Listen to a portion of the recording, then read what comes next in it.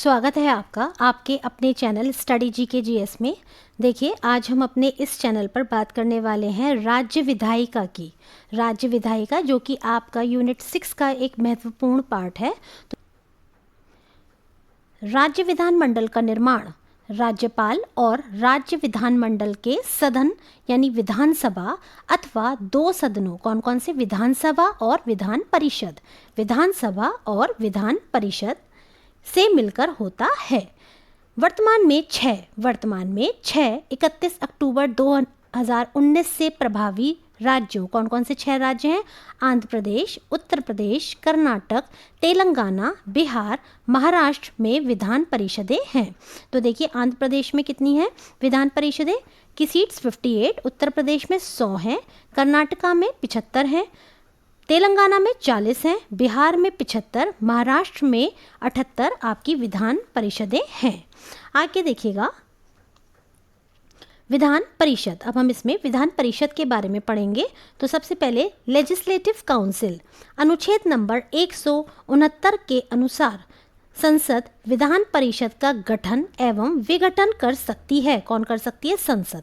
ये आपकी विधान परिषद का गठन एवं विघटन कर सकती है यदि संबंधित राज्य की विधानसभा द्वारा इस संबंध में संकल्प को विधानसभा के कुल सदस्य संख्या के बहुमत एवं उपस्थिति तथा मत देने वाले सदस्यों के कम से कम 2/3 बहुमत से पारित किया जाए। ठीक है, तो संसद क्या कर सकती है? विधान परिषद का गठन भी कर सकती है और विघटन भी कर सकती है यदि जो राज्य है जिससे संबंधित बात हो रही है उसकी जो विधानसभा है उसके द्वारा इस संबंध में संकल्प को विधानसभा के कुल सदस्य संख्या के बहुमत एवं उपस्थित तथा मत देने वाले सदस्यों के कम से कम 2/3 2/3 बहुमत से पारित हो जाए, तो फिर संसद विधान परिषद को विघटन कर सकती है या विघटित कर सकती है। विधान परिषद राज्य विधानमंडल का उच्च सदन होता है। देखिए, विधान परिषद जो होता है वो राज्य विधानमंडल का उच्च सदन होता है। विधान परिषद के कुल सदस्यों की संख्या संबंधित राज्यों के विधानसभा सदस्यों की कुल संख्या के 1/3 से अधिक और 40 से कम नहीं हो सकती है। आगे देखिए, विधान परिषद का सदस्य बनने के लिए न्यूनतम आयु सीमा कितनी है? 30 वर्ष है। कितनी है? तो देखिए 30 वर्ष है विधानसभा का सदस्य बनने के लिए, विधान परिषद का सदस्य बनने के लिए।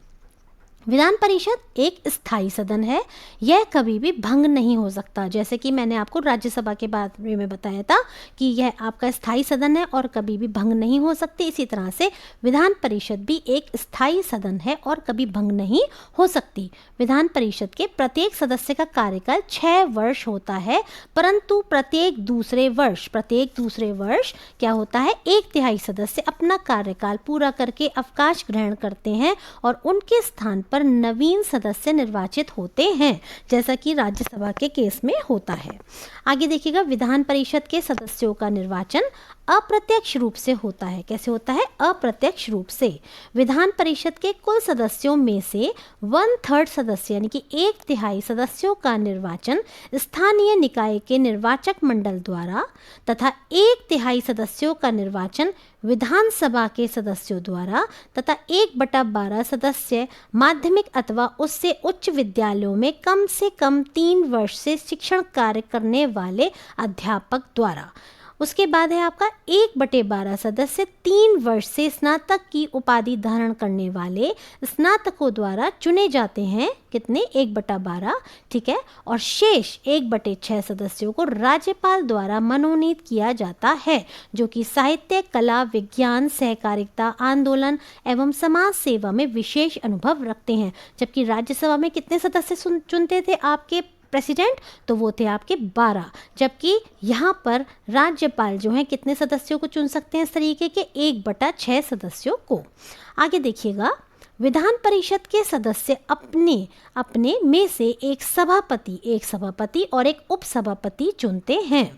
विधान परिषद सभापति और उपसभापति एक दूसरे को संबोधित करके अपना पद त्याग करते हैं, बिल्कुल वैसे ही जैसे कि आपको बताया गया था किसके केस में? तो ये मैंने आपको बताया था जो आपके लोकसभा के अध्यक्ष और उपाध्यक्ष होते हैं, उसी तरह से। अब देखिए, सभापति और उपसभापति को विधान परिषद सदस्यों द्वारा प्रस्ताव पारित करके उनके पद से हटाया जा सकता है, परंतु इस आशय की लिखित सूचना कम से कम कितने दिन पहले देनी होगी? तो देखिए 17 दिन पहले देनी होगी। ठीक है, नेक्स्ट देखिए, अब हम पढ़ेंगे विधान सभा के बारे में। किसके बारे में? विधान सभा के बारे में। तो देखिए, विधान सभा को निम्न सदन कहा जाता है। अनुच्छेद 170 के तहत विधान सभाओं की संरचना का उल्लेख किया गया है। विधानसभा के सदस्यों का कार्यकाल 5 वर्ष होता है। विशेष स्थिति में राज्यपाल विधानसभा को 5 वर्ष से पूर्व भी भंग कर सकती है, बिल्कुल वैसे ही जैसे लोकसभा के केस में होता है। यहाँ राज्यपाल की पावर है क्योंकि ये राज्य से संबंध में है, और वहाँ पर आपकी प्रेसिडेंट की पावर होती है, ठीक है, क्योंकि वो केंद्र से संबंधित होती है, संसद से संबंधित होती है। ठीक है, विधानसभा सदस्य निर्वाचित होने के लिए न्यूनतम आयु 25 वर्ष है, ठीक उसी तरह जिस तरह से मैंने आपको लोकसभा के लिए बताया था। विधानसभा सदस्यों का चुनाव वयस्क मताधिकार द्वारा प्रत्यक्ष रूप से किया जाता है। जो विधानसभा के सदस्य होते हैं उनका चुनाव कैसा होता है? वयस्क मताधिकार यानी 18 वर्ष से ऊपर के लोगों के द्वारा। प्रत्येक राज्य विधानसभा में अधिकतम 500 तथा न्यूनतम 60 सदस्य हो सकते हैं। अपवाद स्वरूप गोवा और मिजोरम में 40 तथा सिक्किम में 32, कितने? सिक्किम में 32 विधानसभा सदस्य संख्या निर्धारित है, जबकि होने कितने चाहिए? मैक्सिमम 500 और मिनिमम 60। तो 3 अपवाद कौन कौन से हो गए? गोवा, मिजोरम और सिक्किम। ठीक है, आगे देखिए, राज्यों केंद्र शासित प्रदेशों में विधानसभा सदस्यों की संख्या। तो देखिए, यहाँ पे आपको विभिन्न राज्यों की जो आपकी संख्याएं हैं वो बताई गई हैं। आंध्र प्रदेश में 175 हैं विधानसभा के, तेलंगाना में 119 हैं। देखिए, सारा पढ़ने की आवश्यकता नहीं है, आप इसको एक बार, मैं वीडियो को चला रही हूँ, आप देख लीजिए कितने कितने मेंबर्स हैं कहाँ कहाँ पर। मेन आपका जो इसमें इंपॉर्टेंट है वो आपका देखिए, एक तो गोवा में क्योंकि 40 हैं, ये अपवाद स्वरूप है, अभी मैंने आपको बताया था। उसके बाद आप देखिएगा, इसमें हम उत्तर प्रदेश का देख लेते हैं। देखिए, ये देखिएगा, मध्य प्रदेश, महाराष्ट्र, मणिपुर, मेघालय, यहाँ पे 60 है। मिजोरम में भी अपवाद स्वरूप देखिए 40 हैं, ठीक है, और सिक्किम में भी आपके 32 हैं, और तमिलनाडु में आपके कितने हैं? 234। ठीक है, तो इस तरीके से आप देख सकते हैं जहाँ जहाँ पर विधानसभा है वहाँ का इन्होंने दिखाया हुआ है। ठीक है, आगे चलिएगा,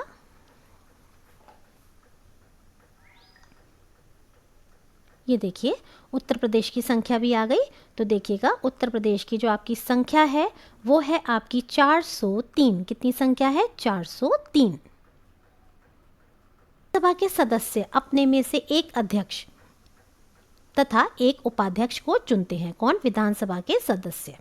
आगे देखिए, कोई विधेयक धन विधेयक है या नहीं, इसका निर्णय कौन करेगा? विधानसभा का अध्यक्ष करेगा। ठीक उसी प्रकार से जिस प्रकार से धन विधेयक है या नहीं, इसका निर्णय कौन करता है? तो आपका मैंने बताया था, वहाँ पे आपके जो स्पीकर होते हैं वो करते हैं। ठीक है, विधानसभा अध्यक्ष सदन में किसी विषय पर सामान्यतः मतदान नहीं करता है, परंतु मत बराबर होने की दशा में वह निर्णायक मत या कास्टिंग वोट देता है। विधानसभा अध्यक्ष और उपाध्यक्ष एक दूसरे को संबोधित कर अपने हस्ताक्षर सहित लेख द्वारा अपना पद त्याग कर सकते हैं।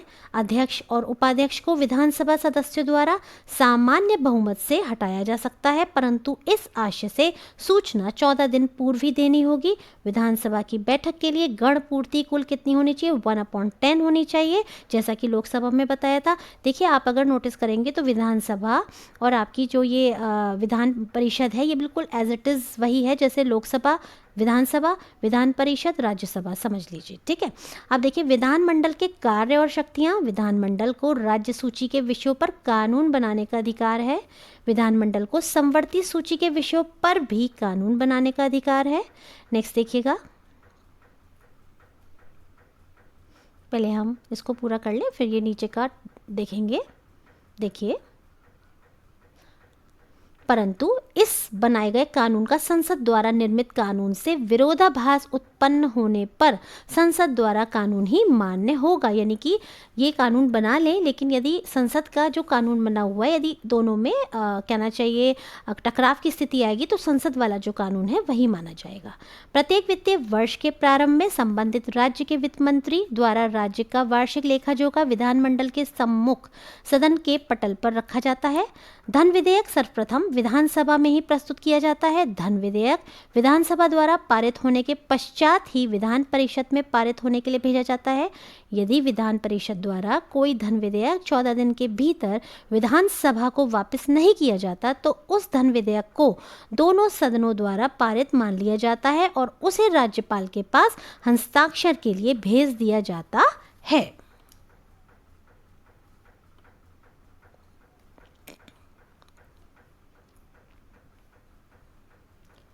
नेक्स्ट देखिए, विधान परिषद के निर्वाचित सदस्य राष्ट्रपति के निर्वाचन में मतदान करते हैं। विधान परिषद के 1/3 यानी कि 1/3 सदस्यों का निर्वाचन विधानसभा सदस्यों द्वारा किया जाता है। अब देखिएगा, न्यायपालिका के बारे में पढ़ेंगे जो कि आपका एक बहुत ही इंपॉर्टेंट और महत्वपूर्ण टॉपिक है। न्यायपालिका, इसमें देखिए सबसे पहले हम सुप्रीम कोर्ट यानी कि उच्चतम न्यायालय के बारे में पढ़ेंगे। तो देखिए, भारतीय संविधान के भाग 5 में अनुच्छेद 124 से 147 तक, कहाँ से 124 से 147 तक उच्चतम न्यायालय के गठन, स्वतंत्रता, न्याय पक्ष, शक्तियों आदि का उल्लेख है।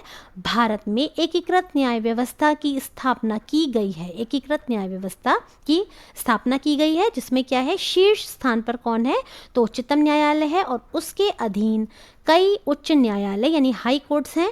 एक उच्च न्यायालय के अधीन अधीनस्थ न्यायालयों की श्रेणियां भी विद्यमान हैं। अब देखिए, गठन की बात कर लेते हैं। तो देखिए, अनुच्छेद 124 के तहत, अनुच्छेद 124 के तहत उच्चतम न्यायालय की स्थापना और गठन संबंधी प्रावधान है। किसमें? 124 में उच्चतम न्यायालय की स्थापना और गठन के बारे में बताया गया है। उच्चतम न्यायालय में एक मुख्य न्यायाधीश होते हैं और 30 अन्य न्यायाधीश होते थे, लेकिन अब कितने हो गए? देखिए, 2019 के बाद से ये संख्या बढ़कर 33 हो गई है। यानी कि एक हमारे CJI होंगे 1 प्लस अन्य न्यायाधीश 33, तो कितने हो गए टोटल? ये आपके अगर हम दोनों को ऐड कर देंगे तो 34 टोटल हो गए। परंतु अगर आप चीफ जस्टिस ऑफ इंडिया को हटा देंगे तो आपके 33 न्यायाधीश होंगे सुप्रीम कोर्ट में। आगे देखिएगा, ये आपको पूरा चार्ट दिया गया है भारत में न्यायालयों का पद सोपान। तो देखिए, ये आप देख सकते हैं, hierarchy of courts in India. तो देखिए, सबसे पहले है आपका सर्वोच्च न्यायालय यानी कि शीर्ष न्यायालय है, ये अपेक्स कोर्ट है, ठीक है। और ये आपका सुप्रीम कोर्ट कहलाता है। इसका आप बता सकते हैं सुप्रीम जो कोर्ट है आपका कहाँ पर है, तो ये आपका नई दिल्ली में है। उसके बाद आपका है उच्च न्यायालय। देखिए, उच्च न्यायालय में भी राज्य स्तर पे ये काम करते हैं और ये देखिएगा, इसमें भी आपका ये दिखाया इन्होंने, जिला एवं सेशन कोर्ट जिला स्तर पर होती है। उसके अलावा देखिए, ये आपकी आ गई महानगरीय न्यायालय जिसमें कि आपके 2 तरह के सिविल कोर्ट और सेशन कोर्ट ये भी आपके दिए गए हैं। इसके अलावा उच्च न्यायालय में लेबर कोर्ट से संबंधित अलग होती हैं, फैमिली कोर्ट्स भी आती हैं इसके नीचे। विशेष अधिकरण कौन कौन से हैं ये देख लीजिएगा, लेकिन उससे पहले जिला एवं सेशन जो आपके ज़िला स्तर पर कोर्ट हैं उसमें आप देखिए एक सिविल होते हैं, एक क्रिमिनल इसमें भी होते हैं, ठीक है। आगे देखिए, विशेष अधिकरण कैट, आयकर, वाहन दुर्घटना दावा, सहकारिता, किराया नियंत्रण और राष्ट्रीय हरित अधिकरण, ठीक है। मेन इसमें क्या है, मेन आपको ये जानना है कि सर्वोच्च न्यायालय, उच्च न्यायालय, बाकी उसके बाद अन्य जिला न्यायालय आदि आपकी आती हैं, डिस्ट्रिक्ट कोर्ट्स आदि आती हैं। अब देखिएगा पदावधि। देखिए, उच्च न्यायालय का न्यायाधीश बनने के लिए न्यूनतम आयु सीमा निर्धारित नहीं की गई है। हालांकि अवकाश ग्रहण करने होती है, यानी रिटायरमेंट लेने हो तो अधिकतम सीमा कितनी है? 65 वर्ष है। किसकी बात हो रही है? उच्चतम न्यायालय के न्यायाधीश की। अवकाश प्राप्ति के बाद उच्चतम न्यायालय के न्यायाधीश भारत में किसी भी न्यायालय में या किसी भी अधिकारी के सामने वकालत नहीं कर सकते हैं, ये खास बात है। नियुक्ति, उच्चतम न्यायालय के मुख्य न्यायाधीश की नियुक्ति कौन करते हैं? राष्ट्रपति करते हैं। अन्य न्यायालयों के मामले में मुख्य न्यायाधीश से सलाह के बाद राष्ट्रपति उनकी नियुक्ति करता है। अब देखिए योग्यताएं, पहला क्या है, वह भारत का नागरिक हो, वह किसी उच्च न्यायालय का या ऐसे 2 या अधिक न्यायालयों का लगातार कम से कम 5 वर्ष के लिए न्यायाधीश या किसी उच्च न्यायालय या ऐसे 2 या अधिक न्यायालयों में लगातार 10 वर्षों तक अधिवक्ता रहा हो। यानी या तो 10 वर्षों तक उच्च न्यायालय में अधिवक्ता रहे हो एक तरह से, या फिर कम से कम 5 वर्ष के लिए वो उच्च न्यायालय या ऐसे किसी भी 2 या उससे अधिक न्यायालयों में लगातार उन्होंने 5 वर्ष के लिए कम से कम न्यायाधीश के पद पर कार्य किया हो या अपनी सेवाएं दी हों, या राष्ट्रपति की दृष्टि में कानून का उच्च कोटि का ज्ञाता हो। ठीक है, तो ये सारी योग्यताएं होती हैं किसकी, आपके सुप्रीम कोर्ट के जजेस होते हैं उनके लिए। अब देखिए शपथ। राष्ट्रपति उच्चतम न्यायालय के न्यायाधीशों को पद एवं गोपनीयता की शपथ दिलाते हैं। कौन दिलाते हैं, राष्ट्रपति। वेतन एवं भत्ते। संसद द्वारा उच्चतम न्यायालय के न्यायाधीशों के वेतन भत्ते और निर्धारण समय समय पर किया जाता है। वर्तमान में कितना है, तो देखिए मैंने आपको पहले भी बताया था कि मुख्य न्यायाधीश का जो वेतन है वो 2.5 लाख रुपए यानी 2.80 लाख रुपीज़ पर मंथ है, और अन्य न्यायाधीशों का जो वेतन है वो आपका 2.5 लाख रुपए प्रति माह है। आगे देखिएगा, पद मुक्ति। उच्चतम न्यायालय के न्यायाधीशों को साबित कदाचार और असमर्थता के आधार पर संसद के दोनों सदनों के कुल सदस्य संख्या के बहुमत द्वारा तथा उपस्थित और मत देने वाले सदस्यों के कम से कम 2/3 बहुमत से पारित समावेदन के आधार पर राष्ट्रपति के द्वारा हटाया जा सकता है। कोई न्यायाधीश राष्ट्रपति को संबोधित अपने हस्ताक्षर सहित लेख द्वारा अपने पद का त्याग करता है। किसको संबोधित करके, राष्ट्रपति को। संविधान में सर्वोच्च न्यायालय तथा उच्च न्यायालय के न्यायाधीशों को पद से हटाने के लिए क्या चलाया जाता है, महाभियोग शब्द का उल्लेख नहीं किया गया है, जबकि प्रेसिडेंट को हटाने के लिए जो हम महाभियोग चलाते हैं। ठीक है, तो देखिए संविधान में सर्वोच्च न्यायालय तथा उच्च न्यायालय के न्यायाधीशों को पद से हटाने के लिए महाभियोग शब्द का उल्लेख नहीं किया गया है, जबकि प्रेसिडेंट के लिए इसका यूज़ किया गया है। उच्च न्यायालय की शक्ति एवं अधिकारिता, तो देखिएगा, माफ़ कीजिएगा ये पेज ही थोड़ा सा ख़राब है बुक का, काफ़ी कहना चाहिए मिसप्रिंटिंग सी है, इस वजह से इस तरह से आ रहा है। तो देखिए आरंभिक अधिकारिता निम्नलिखित मामलों में, देखिए उच्चतम न्यायालय की शक्तियां और अधिकारिता भारत सरकार या तथा एक या एक से अधिक राज्यों के मध्य उत्पन्न विवादों में भारत सरकार और कोई एक राज्य या अनेक राज्यों तथा एक से अधिक अन्य राज्यों के बीच विवादों में, 2 या 2 से अधिक राज्यों के बीच ऐसे विवाद जहां वैधानिक अधिकारों का प्रश्न शामिल हो। नेक्स्ट देखिए,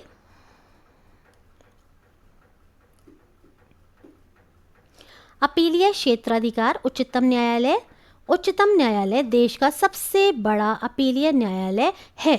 यह निचली अदालतों के फैसलों के खिलाफ सुनवाई कर सकता है।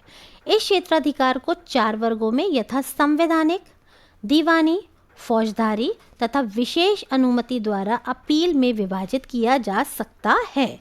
और देखिए जो उच्चतम न्यायालय का जो निर्णय होता है वो अंतिम निर्णय होता है, उसके खिलाफ आप कहीं भी किसी भी कोर्ट में अपील नहीं कर सकते हैं। नेक्स्ट देखिएगा, परामर्शदात्री क्षेत्राधिकार। अनुच्छेद 143 के तहत राष्ट्रपति को यह अधिकार है कि वह सार्वजनिक महत्व के विषयों पर उच्चतम न्यायालय से सलाह ले सकता है। हालांकि यह सलाह राष्ट्रपति के लिए बाध्यकारी नहीं है, मतलब सलाह ज़रूर दे सकते हैं बट इसमें ऐसा नहीं है कि राष्ट्रपति को उनकी सलाह माननी ही पड़ेगी। अगला देखिएगा, पुनर्विचार संबंधी क्षेत्राधिकार। तो देखिए अनुच्छेद 137 के तहत उच्चतम न्यायालय को यह अधिकार प्राप्त है कि वह स्वयं के निर्णयों पर पुनर्विचार कर सकता है। अब देखिए अभिलेख न्यायालय का मतलब है अनुच्छेद 129 के तहत उच्चतम न्यायालय को अभिलेख न्यायालय माना गया है। इसके फैसले सर्वकालिक अभिलेख व साक्ष्य के रूप में स्वीकार किए जाएंगे। मतलब यदि सुप्रीम कोर्ट ने कोई फैसला सुनाया है तो उसी के आधार पर दूसरे कोर्ट्स में जो इससे नीचे वाले कोर्ट्स हैं उसी को आधार बनाकर, उस फैसले को आधार बना करके दूसरे कोर्ट्स में भी पेश किया जा सकता है कि भाई इस पे सुप्रीम कोर्ट ने ये फैसला सुनाया था, तो हमारा जो केस है वो भी बिल्कुल इसी तरीके का है, तो इसमें भी यही जजमेंट लागू होना चाहिए। ठीक है, लेकिन एक बात बस खास है कि सुप्रीम कोर्ट जो भी निर्णय देती है उसके खिलाफ आप दोबारा से किसी भी न्यायालय में अपील नहीं कर सकते हैं। आगे देखिए, न्यायाधीश क्षेत्र अधिकार भारत का उच्चतम न्यायालय नागरिकों के मूल अधिकारों का संरक्षक है। और ये किसमें कहा गया था? आपके संविधान में, जो मैंने आपको पढ़ाया था, आपके जो मौलिक अधिकार पढ़ाए थे उसमें मैंने आपको बताया था, जो 32वां आपका अनुच्छेद था उसमें क्या था कि अगर आपके मौलिक अधिकारों का हनन होता है तो आप न्यायालय की शरण में जा सकते हैं। ठीक है, तो देखिए यहाँ पर यही बात कही है कि सुप्रीम कोर्ट जो है नागरिकों के मूल अधिकारों का संरक्षक है। देखिए आ गया, अनुच्छेद 32 के तहत उच्चतम न्यायालय 5 प्रकार की रिट जारी कर सकता है, यथा बंदी प्रत्यक्षीकरण, परमादेश, प्रतिषेध, अधिकार पृच्छा और उत्प्रेक्षण। न्यायाधीश क्षेत्राधिकार के संदर्भ में उच्चतम न्यायालय मात्र मूल अधिकारों के क्रियान्वयन के संबंध में रिट जारी कर सकता है, जबकि उच्च न्यायालय न केवल मूल अधिकारों के लिए न्यायादेश जारी कर सकता है बल्कि अन्य उद्देश्यों के लिए भी इसे जारी कर सकता है।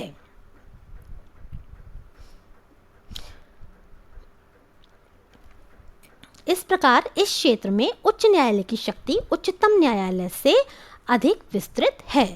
ठीक है, तो देखिए इस तरीके से हम कह सकते हैं कि उच्च न्यायालय की जो शक्ति है वो उच्चतम न्यायालय से ज़्यादा है। किस मामले में? फिर से पढ़ लीजिए, न्यायालय क्षेत्राधिकार के संदर्भ में उच्चतम न्यायालय मात्र मूल अधिकारों के क्रियान्वयन के संबंध में रिट जारी कर सकता है, जबकि उच्च न्यायालय न केवल मूल अधिकारों के लिए न्यायादेश जारी कर सकता है बल्कि अन्य उद्देश्यों के लिए भी इसे जारी कर सकता है। आगे देखिएगा, उच्च न्यायालय यानी कि हाई कोर्ट्स के बारे में अब हम पढ़ेंगे। अभी हमने सुप्रीम कोर्ट के बारे में पढ़ लिया।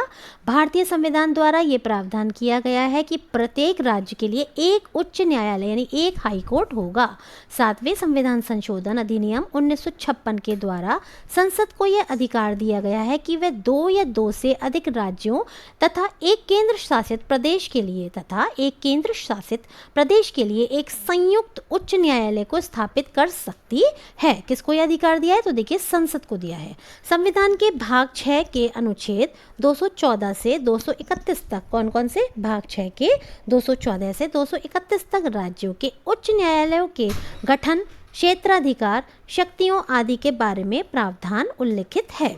अब देखिए, अनुच्छेद 214 के अनुसार प्रत्येक राज्य के लिए एक उच्च न्यायालय होगा। कौन से अनुच्छेद के अनुसार? अनुच्छेद 214 के अनुसार। आगे देखिए, अनुच्छेद 231 के अनुसार संसद विधि द्वारा 2 या 2 से अधिक राज्यों और किसी संघ शासित प्रदेश के लिए एक ही उच्च न्यायालय स्थापित कर सकती है, यानी 2 या 2 से अधिक राज्यों के लिए और एक संघ शासित जो आपके प्रदेश होते हैं उन सब का मिला के एक ही उच्च न्यायालय भी हो सकता है। आगे देखते हैं। अब देखिएगा, उच्च न्यायालय के बारे में हम पढ़ेंगे। देखिए, इलाहाबाद न्यायालय यानी इलाहाबाद हाई कोर्ट की बात हो रही है, जिसकी स्थापना कब हुई थी? 1866 में हुई थी। ये उत्तर प्रदेश में है और प्रयागराज खंडपीठ इसकी लखनऊ में है। ठीक है, मुख्य पीठ कहाँ है? प्रयागराज, और खंडपीठ इसकी है लखनऊ में। आगे देखिएगा, आंध्र प्रदेश, इसकी स्थापना कब हुई थी? 1 जनवरी 2019, आंध्र प्रदेश अमरावती। ठीक है, आगे देखिए बॉम्बे, तो देखिए 1862 में इसकी स्थापना हुई। और महाराष्ट्र, गोवा, दादर एवं नागर हवेली तथा दमन एवं द्वीप, ये सब आपका दिया हुआ है। ये इतना इम्पोर्टेंट नहीं है सब, मेन बात ये है, आपका यूपी का था तो मैंने आपको बता दिया। आगे देखिए, ये सारे आपके दिए हुए हैं। ठीक, तेलंगाना, ये आपका नवीनतम है। तेलंगाना 1 जनवरी 2019 को इसकी स्थापना हुई है, तेलंगाना में है। और ये देखिए, इसकी जो खंडपीठ है वो कहाँ है? आपकी हैदराबाद में है। ठीक है, तरह से हम देख सकते हैं कि हमारे 25 हाई कोर्ट हैं पूरे भारत में। कितने हाई कोर्ट हैं? तो देखिए 25 हाई कोर्ट हैं।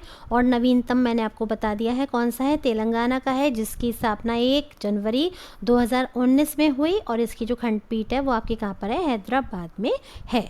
अब हम आगे इसके बारे में पढ़ लेते हैं थोड़ा सा।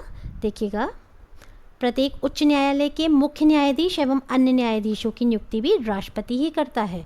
ये मत सोचिएगा गवर्नर करेगा क्योंकि ये राज्य का हो गया, नहीं, उच्च न्यायालय और उच्च न्यायालय के मुख्य न्यायाधीश और अन्य न्यायाधीशों की नियुक्ति भी राष्ट्रपति के द्वारा की जाती है। उच्च न्यायालय के मुख्य न्यायाधीश की नियुक्ति राष्ट्रपति द्वारा भारत के मुख्य न्यायाधीश और संबंधित राज्य के राज्यपाल से परामर्श के बाद की जाती है ना। तो देखिएगा, उच्च न्यायालय के मुख्य न्यायाधीश की नियुक्ति राष्ट्रपति द्वारा भारत के मुख्य न्यायाधीश और संबंधित राज्य के राज्यपाल से परामर्श लेने के बाद की जाती है।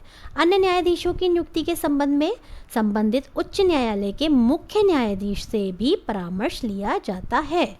ठीक है, मतलब जो अन्य न्यायाधीश हैं तो उनकी यदि नियुक्ति होनी है तो जो हाई कोर्ट है उसके जो मुख्य यानी उसके जो चीफ जस्टिस हैं हाई कोर्ट के, तो उनसे परामर्श लिया जाता है। अलग अलग उच्च न्यायालयों में न्यायाधीशों की संख्या अलग अलग होती है।